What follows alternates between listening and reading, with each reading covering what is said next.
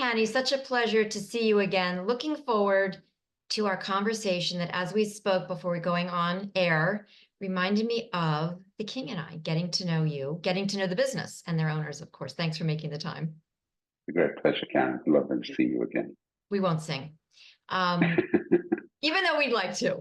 We'd like to. The topic is relevant, and the thematic is something that bankers and businesses and corporates are struggling to really get their arms around, getting to know a business, particularly smaller businesses, which is much harder now given the very digital nature of business.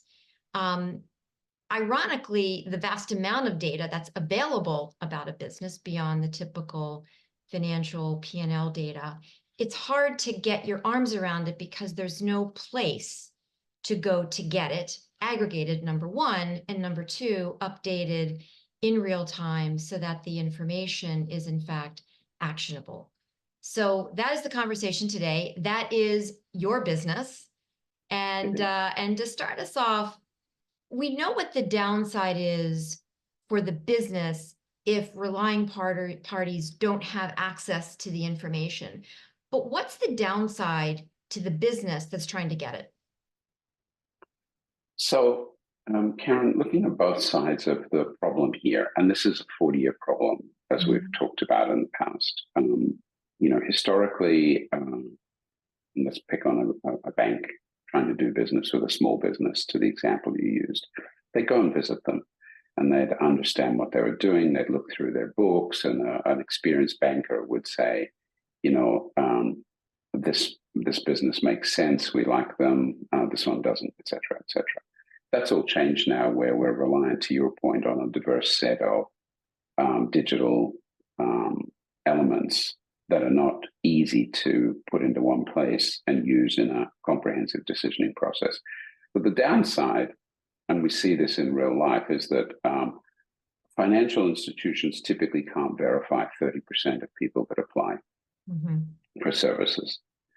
That means, from an inclusion point of view, businesses can't get access to essential services like cash flow, support, liquidity lines, insurance in some cases. They want to become a supplier to a large retailer. They can't do that because the retailer can't verify them, or it's too expensive to verify them, frankly. So both miss out.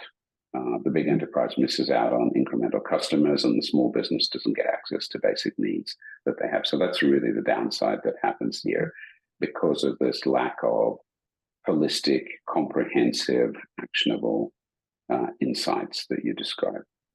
Talk about what comprehensive means. You talk a lot about the 360-degree view of the business.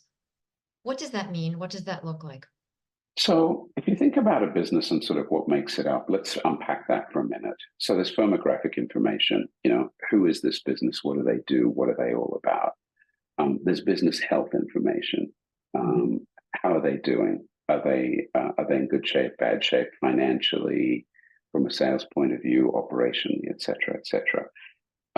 There's compliance information that's increasingly important. Is this business compliant? Are they compliant from a regulation point of view?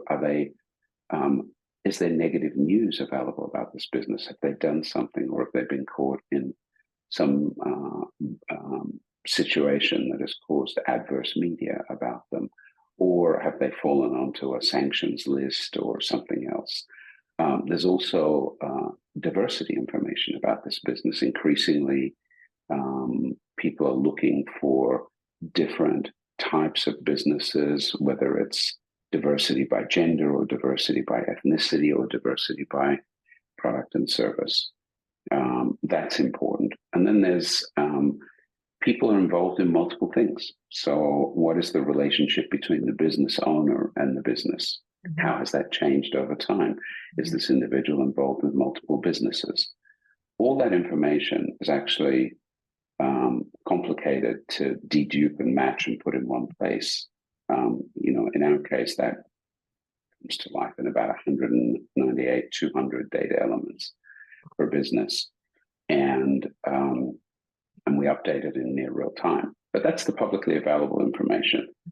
There's another side to that, which is as important, which is non-public information and how that gets shared between two parties in a first instance and an ongoing basis. Mhm. So what do you mean by that? So I come to you, you're a bank, and I come to you and I want a loan. And you say, well, I have all your public information. I got it from Markaaz. It's up to date. I see all this stuff about you. Can you verify it? And we'll come back to that point in just a minute about the verification. But can you verify that all this information is your information? Then there's things that you want to know about me that are not public. So you want access to my financials, or you want access to my CRM, or you want access to my bank accounts as part of your decision suite. That's hard to do because that requires consent, and it requires me to give you that permission. And then, there's ongoing monitoring of that in an automated fashion, because if a human being has to do it, that's going to be really complicated and expensive. And so how does Markaaz create that trusted relationship between the banker and the business? Because it is about trust, right? I mean, it is about trust, looking at the data that you're collecting from public sources, but then providing information to a banker, which obviously there's an incentive to do that, but making sure that there's trust on each side to sharing. Yeah. So it's a great question, Karen. And this is where I think a lot of people have fallen short in the market. We don't interfere in the relationship between the banker and the client or any two parties. We leave that to them. That's between them. But we memorialize those relationships and we support that trust with best quality information and the highest level of security in how that information is shared between the two parties. So it's up to the enterprise to ask the end user for non-public information, and then we will administer it. What we do to help build that trust between both parties is we have the ability to update both of them when something changes. So today we're predominantly focused on working with enterprises to find, verify, onboard customers, or update the information they have about customers. So we call that data enrichment, and provide monitoring solutions. As we go forward, we'll have the ability to also engage the end user, give them a parallel view of what the enterprise sees, thereby building that trust and enabling a whole suite of new products that historically have not been possible, like dynamic lines and things like that. Well, what's interesting is that if you can accelerate the onboarding process for an enterprise, which takes forever, it really does take a long time. Even if you're established and you have all the requisite documentation, there's still a process that needs to be followed. And if you don't have all the documents required, it adds even more time and complexity to it. It's also an opportunity for the business to invest in wanting to keep their data updated. So as they have opportunities to work with different companies, it's not a reinventing all of the data set again for another new opportunity. I think that there's a lot of value in creating a place where businesses can actually do that. I think that's so important, Karen. And I think businesses taking ownership and responsibility for their data and how the world sees them is such a critical step in the evolution. But that requires education. I mean, it took a long time to educate consumers about the importance of keeping an eye on their credit scores and what was in their credit reports. We're nowhere near that with businesses. That's a whole educational journey that's yet to happen in the market. But I agree with you completely. Responsibility, accountability, and education about not only what information is available about a business in the market, but how to keep an eye on it and how to correct errors in it, something that has eluded the business world for a long time. And what it's resulted in, frankly, is many organizations who do business with small businesses saying, oh, well, it's all too hard. Let's just look at the majority owner and let's just credit score the majority owner. That's a really bad way to do it. It hurts the owner's credit Yeah, it score. does. Many things, many negative things that we've talked about. It doesn't really give the business any additional legitimacy. It Right, just propagates what exists in the consumer world, and that's not a good way to right. do this. But that's unfortunately what's happened in the market for a very long time. Kenny, how important is the other side of the comprehensive data set that we've talked about? So the things that are in the public domain but need to be aggregated to provide a picture, that can be very positive, but a picture that can also point to some areas where there have been issues that need to be addressed in the past. I Yeah, mean, I think that yeah, becomes very important to the yeah, complete view of what a business yeah. is all about. Look, I think, Karen, this requires an ecosystem. It requires Yep. partnerships to exist between different people. So, players in the KYC space, in the KYB space, companies like ours. What we'll see comes out of what'll come out of open banking, Yep. etc. It requires an ecosystem, but I think it's absolutely critical for us to start to create those 360-degree views Mhm. of a business, to have the business involved in that view, to give them line of sight of that, and to keep that updated. Mhm. And we're increasingly seeing organizations want to provide that level of service to a business so that as they're asked for a piece of information, the next time they're asked for it, they're not rummaging in the filing cabinet or the sock drawer in many cases to provide it to somebody, but it's there in a secure place where they can just give permission Mhm. for that information to be shared. It's really, really important, for sure. It's interesting because typically, the information that enterprise or banks are looking for rest in the domain of the CFO because it's financial information. Tell me about your Yeah, business, show me your financials, yeah, let me look at cash flow and all of those different things. But the other things are they're in marketing, maybe they're in PR, maybe they're in customer service. So there is no real consistency across the business for yeah. organizing that because typically you'd go to the office of the CFO because that's the That's where you went. considered Yeah, yeah, the bulk of the yeah, information yeah. that will decide. So how do you get businesses themselves to think about this and curating this information in a way that's Yeah. valuable?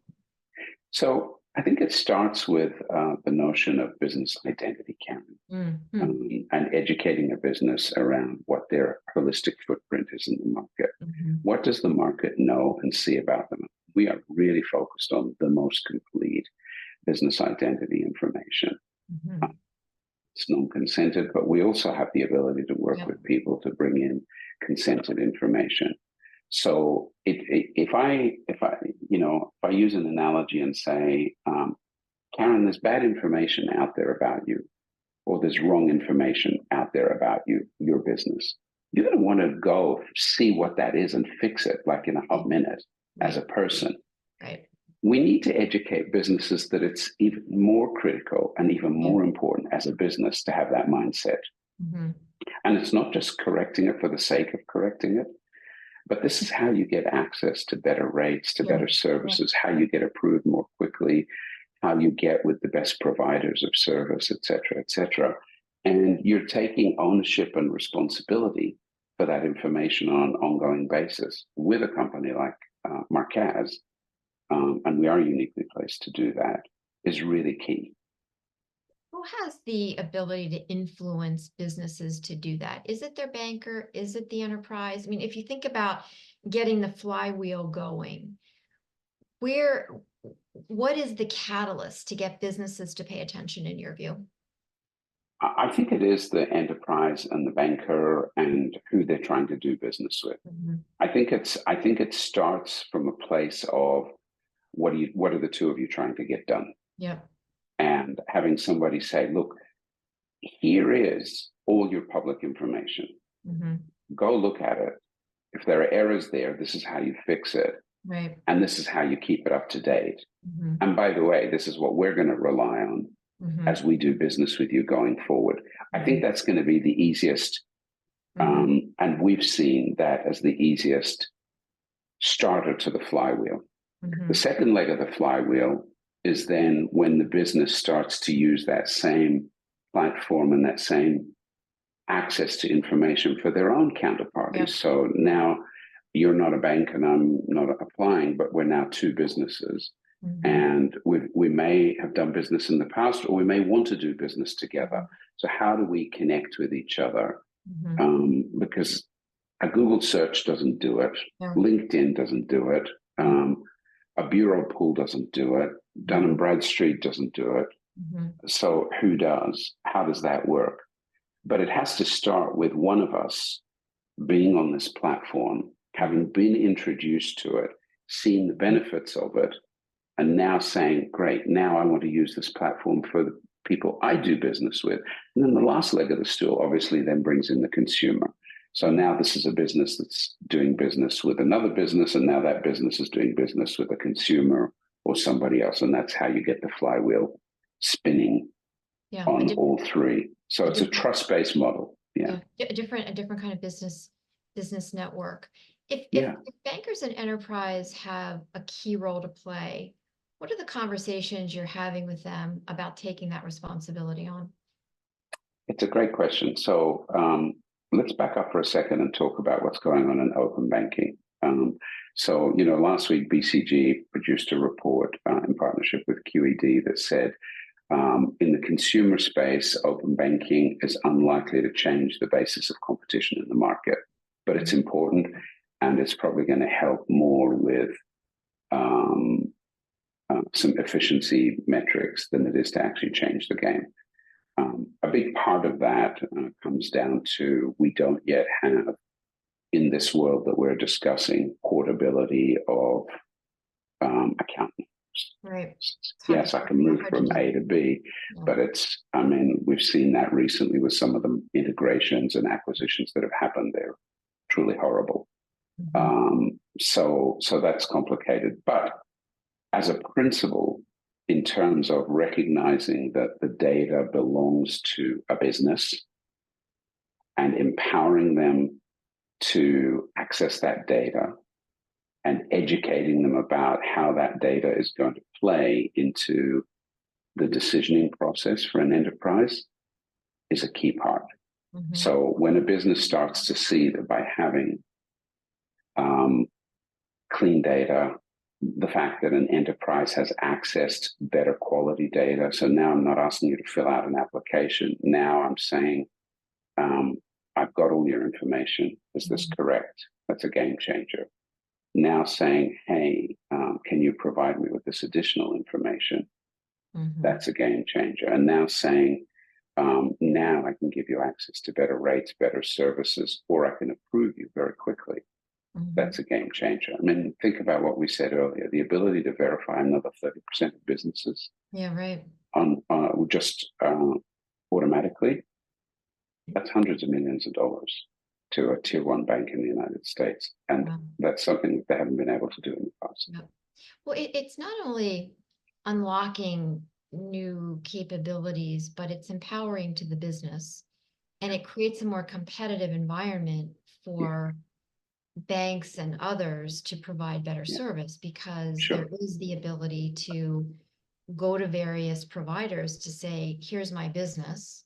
Yeah, What can you do for my business? So I think yeah, that, that's a really important element to what you're doing is it's providing an opportunity to be on your front foot yeah, rather than your back foot. yeah, yeah.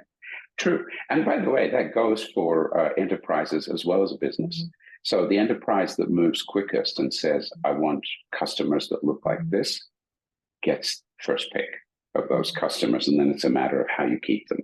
Yep. For a business, to your point, being on the front foot instead of the back foot, by having access to all your information, by having populated non-public information, etc., allows you to shop for the best deals, the best rates, the highest levels of approval, etc. For sure. Absolutely. So fast forward a year from today. Yeah. First of all, it's hard to believe that we're already in the second half of Mm-hmm. 2024. Mm-hmm. And in just 6 months, we'll be at the start of 2025. Yeah. So take us forward a year from now.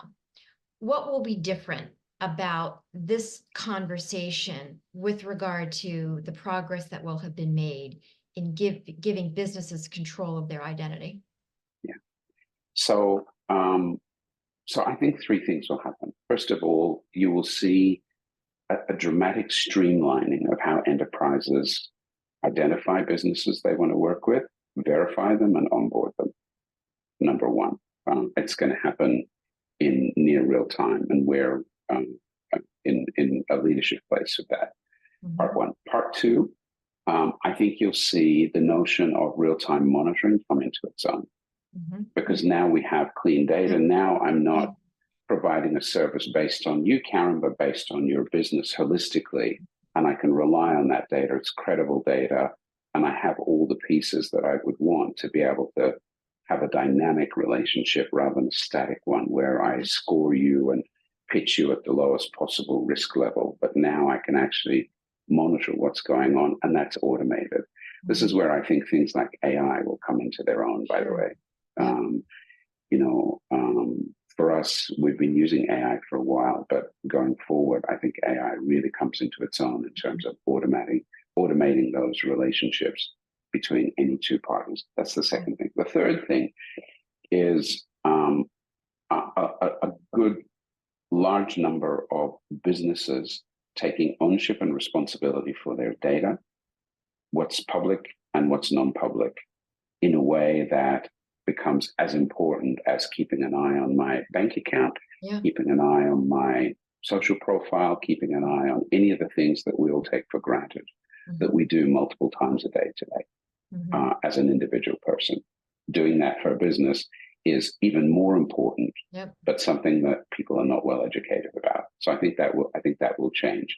I also think it will change competition in the market. I think, when we get to thinking about competitive solutions, dynamic lines, the ability for businesses to access multiple sources of funding, multiple sources of value, being able to have a small boutique business become a supplier to a large retailer effortlessly, because their information is there and it's not more complicated to get it or to monitor them. I think we'll see higher levels of competition. And we're hearing that from the market, that the market wants to do this. They just haven't had the ability to do it in the past.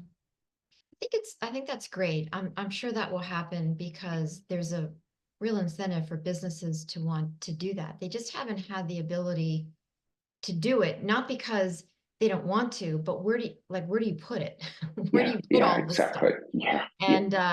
And there is no place to do that today other than, your own Dropbox files or whatever it is you do internally, or CRM files or whatever. But I think having a place where this is updated in real time, where there's also an incentive to keep it updated, knowing that it's actionable and knowing that the outcomes of having that are beneficial to the business, whatever strategies they're looking to use their identity to further, is to use your words, as a game changer. Yeah, for sure. And by the way, for enterprises as well, Karen, like for a financial institution or fintech, the ability to converge all the obligations and requirements around compliance and monitoring with the ability to grow your business in one place on one platform, that's also a game changer. That's a big deal. So that you're not having this constant tug of war between compliance needs and business growth needs, which are often at odds with each other. But actually having those things come together in one place, that's a game changer for sure. It gives small businesses the opportunity to play big. Yeah. So it's no longer I'm a small business, it's I'm a business, here's my profile. Yeah.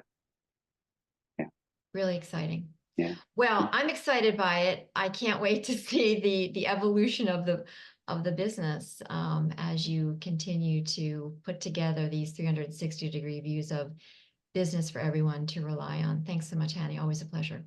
Thanks, Cam. Pleasure. And we'll more to share, more to do. Appreciate you on the journey. Looking forward to that. Bye-bye now. Thank you. Bye-bye.